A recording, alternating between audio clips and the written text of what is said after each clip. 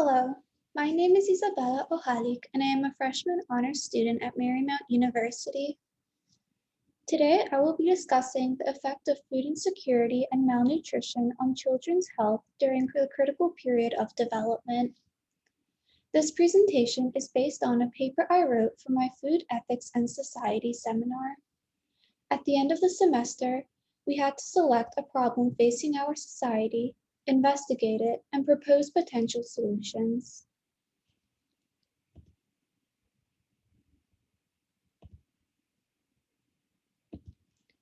Food insecurity, as defined by the Office of Disease Prevention and Health Promotion, is a severe form of deprivation caused by an interruption in regular food intake or irregular eating patterns because of lack of money or other resources.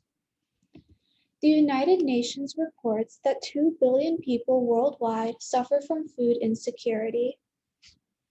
In the United States alone, 11.8% of the population is food insecure, 35% of which includes families with children.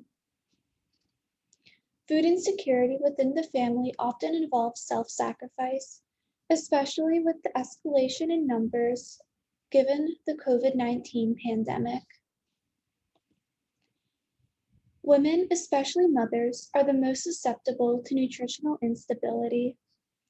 In a study conducted by Frangillo, approximately 31% of women describe increasing limitations on their food intake. 14% eat smaller meals, and 3% skip meals completely.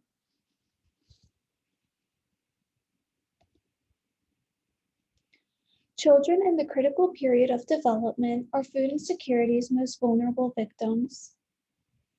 Chilton explains that critical development is the stage of human growth which involves integral brain development in response to nutritional factors and environmental circumstances. This brain development spans from the in-utero to the age of 2 and involves the connection of dendrites, growth of axons, and production of neural synapses. She further emphasizes that a deficit or even slight interruption in any of these components increases the likelihood of long-term physical and functional impairments, along with other health consequences.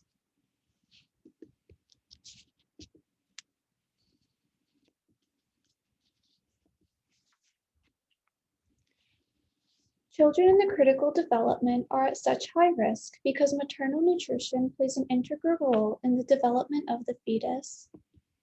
Pregnancy requires a significant quantitative and qualitative increase in nutrition, which cannot be obtained from the processed and fatty foods on which food insecure families rely. Hindrances upon maternal nutrition, body size and composition, metabolism, and physiological function affect the stability of fetal tissue. The fetus responds to the poor in utero environment with self-sustaining mechanisms called programming. Martin, Goner, and Ozan explain that programming is an immediate response to malnourishment in order to provide stimulative energy for development. The brain becomes so overwhelmed with the unexpected changes, including slowed metabolic rate and decreased hormone production, that it alters its basic wiring. Since a faulty control center cannot guide the development of the baby, the fetus's only hope of survival is the diversion of any available materials into storage.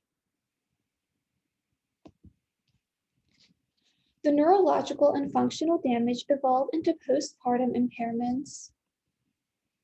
Intrauterine growth restrictions caused by deficient neurological development and decreased metabolic rate are associated with physical impairments such as stunting, defined as low height for age, and wasting, defined as low weight for height. Burke explains that the reduction in insulin, glucose, amino acids, and other micronutrients inhibit the infant's ability to detect and respond to essential substances. These genetically grounded impairments cause alterations in tissue strength and organ systems, which are responsible for the body's defense against foreign invaders.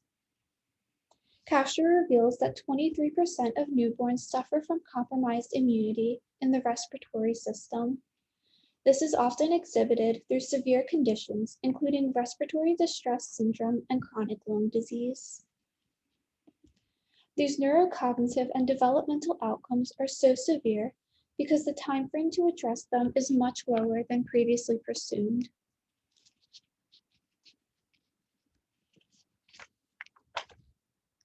Now that we have established the severity of maternal malnutrition, in utero and postpartum complications, and physical and functional deficiencies, what are the potential solutions and who is responsible for addressing them? The anti-hunger organization Food Research Action Council emphasizes that society's rejection, repudiation, and even denial of food insecurity outcasts the undernourished. Additionally, Gill highlights that the critical period of development is often overlooked when investigating food insecurity. This negligence is further imparted by a lack of coordination, cooperation, and intervention among relief efforts, which focus on detail-oriented missions rather than the overall reduction of food insecurity. Despite active enrollments in federal programs dedicated to providing pregnant women and nursing mothers with medical and nutritional support, studies conclude that 1/3 of the surveyed participants still experience low or very low food security. As a result, the food insecure seek support from food banks and private institutions, which are too undernourished to support the exponentially increasing number of dependents.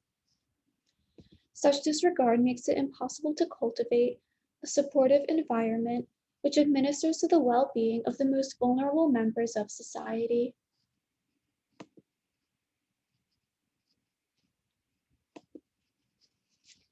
Any long-term impact requires the realization of individual, economic, societal, and institutional roles. Numerous health organizations outline that the primary aim must be an alternative to food banks and an enhancement of public resources through the fortification of federal investment in nutrition assistance and income support programs. Through these programs, mother and child recipients are proven to experience improved health, which correlates to decreased developmental risks. Likewise, food stamps expand the accessibility to locally produced food, which can be purchased at the discretion of the family.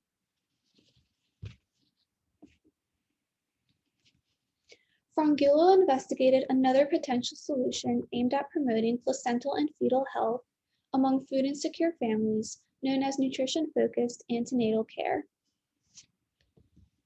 This effort, directed toward pregnant women and nursing mothers, monitored maternal and infant health, prevented medical complications, created an intercommunal support system, and provided educational services and dietary plans for the mother and her family.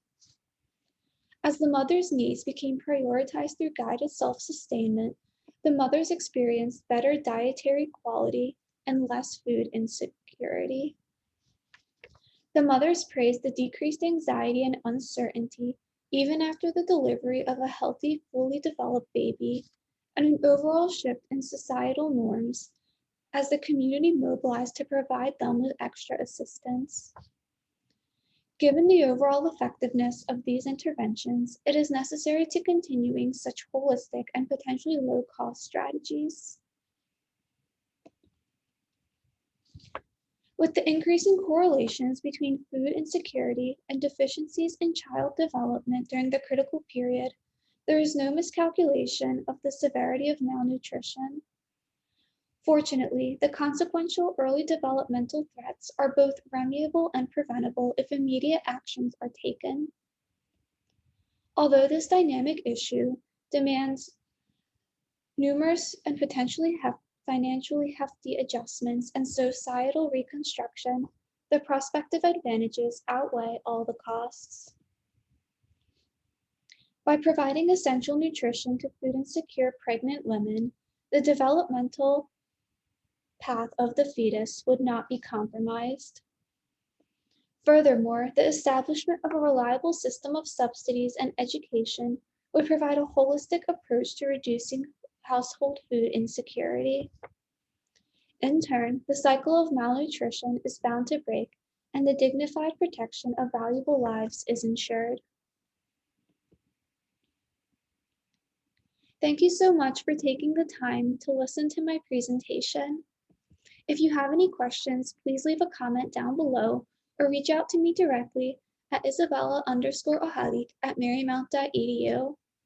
Once again, thank you so much for your time, and I hope you have a great rest of the day.